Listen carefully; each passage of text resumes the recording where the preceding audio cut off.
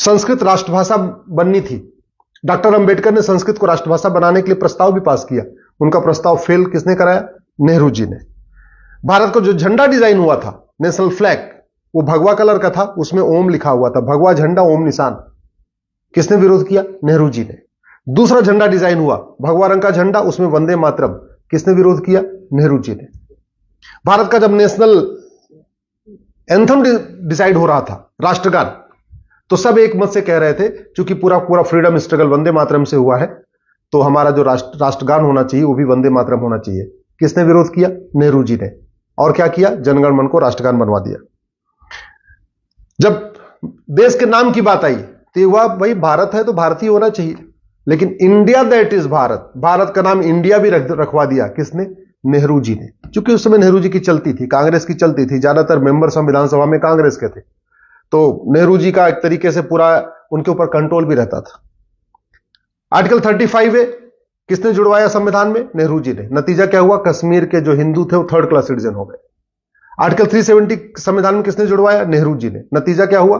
अलगाववाद बढ़ा, आतंकवाद बढ़ा, कश्मीरियों का नरसंहार हुआ, बहन बेटियों का बलात्कार हुआ, हजारों सैनिक मारे गए, हजारों हमारी बहन बेटियां विधवा हो गई, पलायन हुआ। किसके कारण? आर्टिकल 370 के कारण। संविधान का आर्टिकल 13 कहता है सारी कुरीतियां खत्म करना है, सारी कुप्रथाएं खत्म करना है।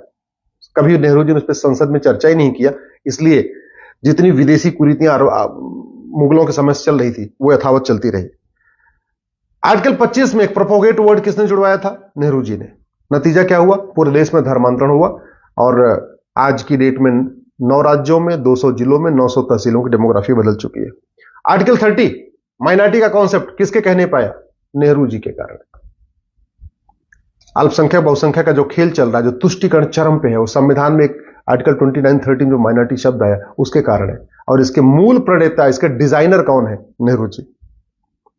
कभी नेहरू जी ने जो गुलामी के नाम चल रहे हैं भारत में, उसको हटाने का प्रयास नहीं किया। एक भी गुलामी का नाम नेहरू परिवार ने नहीं हटाया। एक भी गुलामी का निशान काशी, मथुरा, भद्रकाली, भोजशाला, अटाला, अयोध्या, जितने भी है, एक भी जो गुलामी के निशान है उसको रिस्टोर करने की प्रयास नहीं किया। एक भी गुलामी की कुरीतियों को खत्म करने के लिए नेहरू जी ने कोई प्रयास नहीं किया। एक भी गुलामी की कुप्रथाओं को खत्म करने के लिए नेहरू परिवार ने कोई प्रयास नहीं किया। गुलामी की शिक्षा जो मुगलों के समय से मदरसे चल रहे थे, अंग्रेजों के समय से मिशनरी स्कूल चल रहे थे, उसको किसने आगे बढ़ाया? नेहरू जी ने। गुलामी की जो चिकित्सा व्यवस्था है उसको मजबूत किया और भारत की चिकित्सा व्यवस्था को बर्बाद करने के लिए कानून किसने बनाया? 1954 में नेहरू जी ने। भारत में 1894 में लैंड एक्विजिशन एक्ट बन गया था। अंग्रेजों ने पूरे देश की जमीन मिशनरीज को बांट दिया था। मुस्लिम्स को जमीन नहीं मिली थी, हालांकि उसके पहले मुगलों समय में सारी जमीनें मुस्लिम्स को मिल चुकी थी, लेकिन फिर 1954 में वक्फ एक्ट बना के नेहरू जी ने वक्फ बोर्ड गठित कर दिया। भारत में गुलामी की पुलिस व्यवस्था बदलने के लिए कभी भी नेहरू परिवार ने प्रयास नहीं किया। गुलामी की कर व्यवस्था बदलने के लिए नेहरू परिवार ने कभी प्रयास नहीं किया। गुलामी की प्रशासनिक व्यवस्था बदलने के लिए कोई प्रयास नहीं किया। गुलामी की व्यापार व्यवस्था बदलने के लिए कोई प्रयास नहीं किया। गुलामी की नागरिक व्यवस्था बदलने के लिए कोई प्रयास नहीं किया। अंग्रेजों का जो कानून चल रहा था उसमें एक भी कानून खत्म करने के लिए कोई प्रयास नहीं किया। हां, यह किया कि चीन को, भारत की जो परमानेंट मेंबरशिप चीन को, भारत को मिल रही थी, उसको चीन को दे दिया। चीन को जमीन भी दान दे दिया, पाकिस्तान को भी जमीन दान में दे दिया, वर्मा को भी जमीन दान में दे दिया, लंका को भी जमीन दान में दे दिया। अपना नाम ऊपर करने के लिए जमीन दान करते रहे भारत की। 1975 में उनकी बेटी ने इमरजेंसी लगा दिया। 1976 में संविधान का जो बेसिक स्ट्रक्चर है वो बदल दिया। जो संविधान का प्रियम्बल है ना, उसको संविधान का बेसिक स्ट्रक्चर कहते हैं। लेकिन 1976 में इमरजेंसी के दौरान जब लोकसभा का टेन्योर पूरा हो गया था, तो संविधान का बेसिक स्ट्रक्चर, जिसको प्रियम्बल कहते हैं, उसमें बदलाव कर दिया, उसमें 2-3 नए शब्द जोड़ दिए। 1984 में अलीगढ़ को माइनॉरिटी यूनिवर्सिटी का दर्जा दे दिया। ये पहली बार हुआ था कि भारत में किसी यूनिवर्सिटी को माइनॉरिटी डिक्लेयर किया गया था, और यह काम इंदिरा जी ने किया था। 1985 में राजीव गांधी ने सिटीजनशिप एक्ट में एक सेक्शन 6A जोड़ दिया। सिटीजनशिप एक्ट में सेक्शन 6A जोड़ा और जोड़ के असम में लगभग 60 लाख बांग्लादेशियों को भारत की नागरिकता दे दी।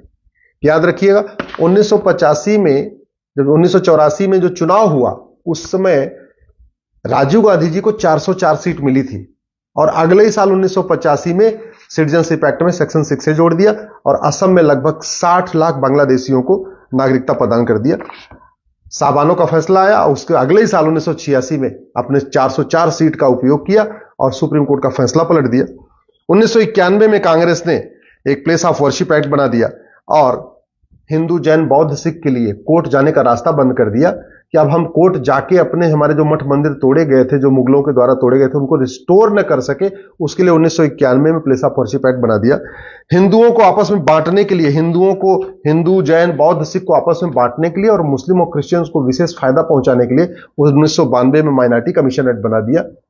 1995 में जो वक्फ एक्ट नेहरू जी ने बनाया था 1954 में, उसको वापस लिया और बहुत ही खतरनाक 1995 में वक्फ एक्ट बना दिया।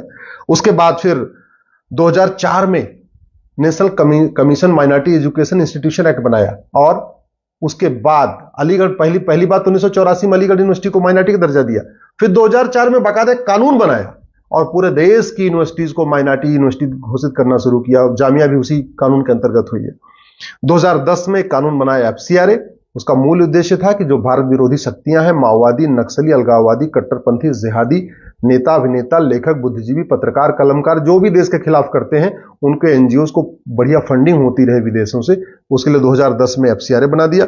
2012 में राइट टू एजुकेशन एक्ट को बदला, मदरसों को राइट टू एजुकेशन एक्ट के दायरे से बाहर निकाल दिया। इसका मतलब ये हुआ कि जो शिक्षा अधिकारी हैं, एजुकेशन ऑफिसर्स होते हैं, वो जाके ये ना देख पाए कि मदरसों में क्या पढ़ाया जाता है, मदरसों में कौन पढ़ा रहा है, मदरसों का सिलेबस क्या है, मदरसों का करिकुलम क्या है। इसके लिए 2012 में बाकायदा मनमोहन सिंह जी की सरकार ने, या सोनिया गांधी जी उसको सरकार कह लीजिए, उन्होंने राइट टू एजुकेशन एक्ट को ही बदल दिया।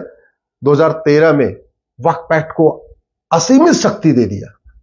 2013 में जैन को भी अल्पसंख्यक घोषित कर दिया। तो अगर आप ध्यान से देखें तो 53 साल राज किया कांग्रेस ने, उसमें 50 से ज्यादा ऐसे घटिया कानून बनाए जिसका मुख्य उद्देश्य था कि भारत की संस्कृति बर्बाद हो जाए, सनातन धर्म बर्बाद हो जाए, भारत धीरे धीरे गुलामी की ओर चलता जाए।